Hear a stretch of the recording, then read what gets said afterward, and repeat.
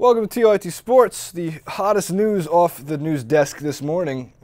It's actually not the hottest news, but I'm going to talk about it anyway because we don't really talk about the Cleveland Browns all that much. And one of the things that was going to look very promising was Myles Garrett, the defensive end, #1 overall pick, top-rated prospect out of college football, who during the preseason looked like an absolute force. And for the first time, you thought, all right, the Browns, they've never had a quarterback in my lifetime, but on the other end of the field, like what if they built up like a defense behind a touted defensive end like Myles Garrett? Well, he's injured. He has a high ankle sprain, and it happened because a teammate fell on him during practice, and it sucks because in the sense of the Cleveland Browns, I think at this point, if it wasn't for the Cavs winning the championship 2 years ago in improbable fashion, coming back from 3-1. If you were a Cleveland fan, you might think of just moving your family elsewhere, just never letting anybody else in the family grow up in an environment rooting for those franchises.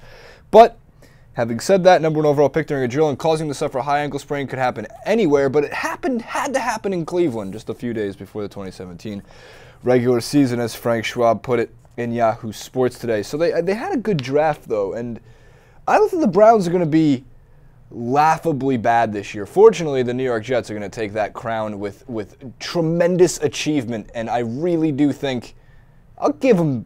A lot of people aren't even giving them 2-14. I'll give them 2-14. I'll safely believe that like a Dolphins or a Bills, they play each other combined 4 times. Like they'll shit the bed in one of those games. The Bills or the Dolphins. Like the Patriots might win the division by week 11. They might be 10-1 or 9-2, and that might be enough because the rest of the division could be on a just absolute spiral or fighting for one game below 500.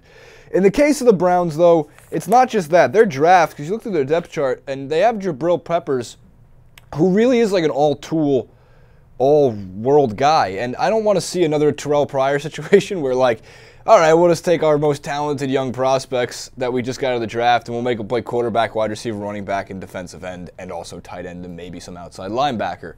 In the case of Peppers, though, he is a 5-tool guy that's coming out of college, so it's some depth in their defensive backfield with him probably starting at safety, and then of course they have him as a kick returner and a punt returner, and it's not completely out of the question that at some points you can use him in fun packages as a Shane Vereen-esque flat receiver in a way, even out of the running back position. So you don't want to see him turn into everything, but I would have liked to see what Garrett and Jabril Peppers would have brought the Browns this year, and it makes them, with Garrett playing, starting, like maybe the 23rd most exciting team to watch, which isn't bad compared to where they were for the last 15 years, which is the 30th most exciting team to watch. 30th most exciting team to watch. As for the injury, I think he'll be back end of September. It sounds like they're not going to rush him because why would you? You're not winning a championship this year or next year. So I think we'll see him back on the field in October, and I do think he's going to bring just an entirely different layer of defense to a team that has not had defense, offense, special teams, or anything going for them in the last X amount of years.